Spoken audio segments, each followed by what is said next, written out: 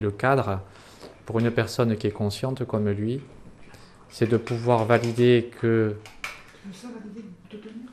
a une souffrance réfractaire, qu'il supporte difficilement, et dans cette souffrance, il peut y avoir un inconfort physique, il peut y avoir d'autres sources de souffrance.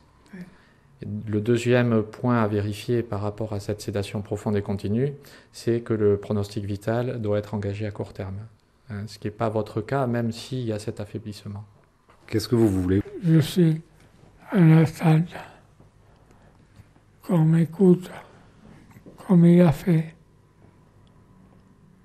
À la fois c'est une demande, mais c'était exprimé avec humilité aussi. C'était, voilà, c'est mon souhait, mais voilà, je ne fais pas le fier. Après, non, j'ai jamais fait un fièvre.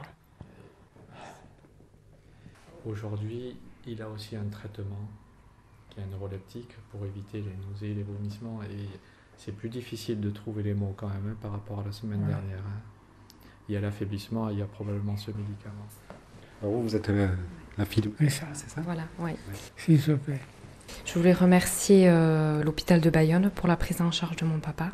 Nous sommes satisfaits que sur sa fin de vie, il ait quand même un confort, une qualité. C'est quoi le confort qui lui a été amené? Soulagé au niveau des traitements et puis voilà, la prise en charge de l'équipe médicale, paramédicale, de l'écoute, des différentes possibilités qu'il y avait compte tenu du cadre légal, comme l'a dit M. Préaxis. Ça a été fait en connaissance de cause? Vous en avez discuté avec votre père, avec vous, avec votre frère, avec les proches? On en a un petit peu discuté, oui, à la maison. C'est compliqué? C'est compliqué parce qu'il arrivait à un moment donné avec beaucoup de douleur où il pensait mettre fin à ses jours par lui-même. Donc c'était quand même difficile d'être rassurant et de lui expliquer qu'il y avait quand même, que la médecine avait quand même possibilité de soulager les gens sans que sa fin de vie soit forcément affreuse. Et vous disiez que pour vous tout est clair? Tout à fait. Moi j'ai les directives depuis plusieurs semaines puisque on discute de ça librement, hein. Et donc je sais ce que j'ai à faire, ce qu'il veut.